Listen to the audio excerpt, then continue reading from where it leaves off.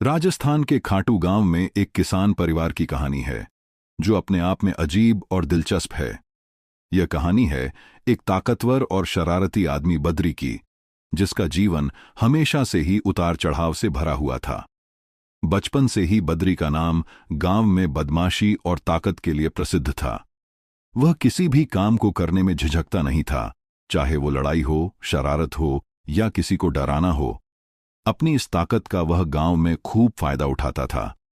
बद्री का जीवन और उसका परिवार उसकी शारीरिक शक्ति के इर्द गिर्द ही घूमता था, और यही कारण था कि वह जल्दी ही शादी करके अपने परिवार को और भी बढ़ाना चाहता था। बद्री ने पहली शादी की थी सविता से, जो एक शांत स्वभाव की महिला थी। शादी के बाद कुछ सालों में सविता ने एक बेटी सविता को जन्म दिया।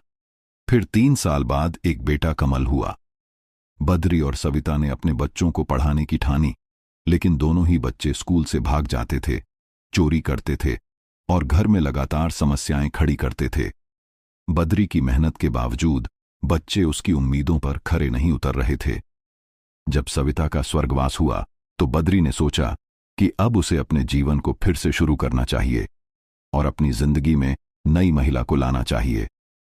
इस बार उसने एक नई पत्नी को चुनने का फैसला किया, लेकिन यह रिश्ते का दूसरा प्रयास भी ज्यादा सफल नहीं हो सका। उसकी दूसरी पत्नी भी बद्री के बच्चों की समस्याओं से परेशान होकर घर छोड़कर चली गई। ये घटनाएं लगातार बद्री के मानसिक दबाव और कठिनाइयों को बढ़ाती जा रही थीं। लेकिन फिर बद्री ने एक और निर्णय लिया और तीसरी बार शादी की। इस बार उसकी पत्नी ममता बनी। ममता को बद्री के बच्चों के साथ कठिन समय में काम करना था। बच्चों के लगातार झगड़े, बुरी आदतें और उनके द्वारा घर में पैदा की जाने वाली समस्याएं ममता के लिए एक बड़ा चुनौती बन चुकी थीं। ममता के पास कोई अनुभव नहीं था, लेकिन उसकी कोशिश थी कि वह बद्री के बच्चों को ठीक से पाल सके। समय के साथ ममता ने 3 बेटियां, इलायची, मिर्ची और भिंडी, और एक बेटा नींबू को जन्म दिया। इस दौरान ममता को यह समझ में आया कि उसे बच्चों के साथ सख्त और सौम्य दोनों ही तरीके से व्यवहार करना होगा। हर दिन ममता ने यह संघर्ष किया, लेकिन उसकी सारी मेहनत के बावजूद बच्चों का स्वभाव बहुत खराब था।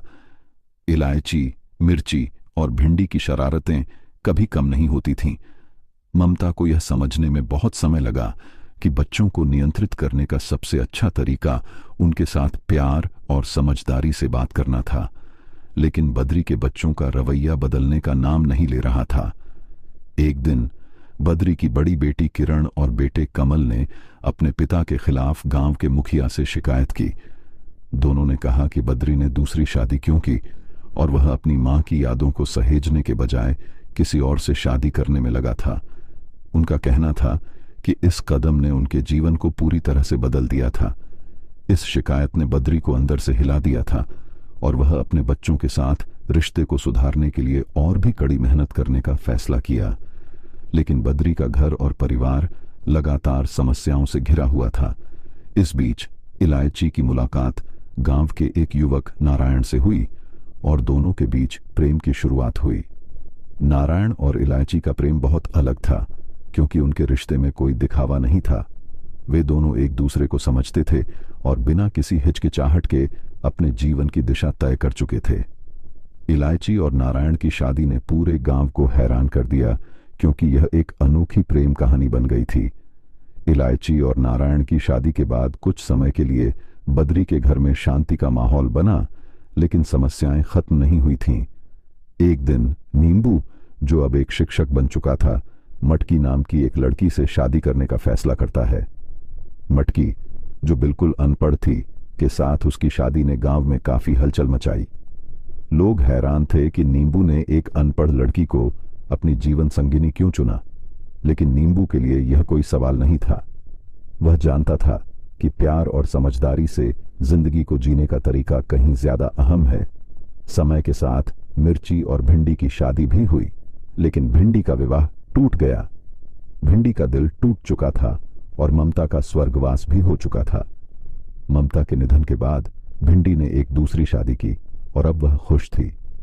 बद्री का निधन भी जल्द ही हो गया, लेकिन ममता और बद्री के बच्चों के बच्चे अब अपनी अपनी जिंदगी में खुश थे।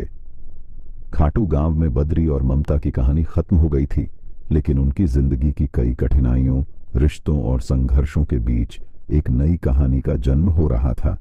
यह कहानी न केवल इससे आगे का पाठ देखने के लिए हमारे चैनल को सब्सक्राइब करें और कमेंट में नेक्स्ट पर जरूर लिखें।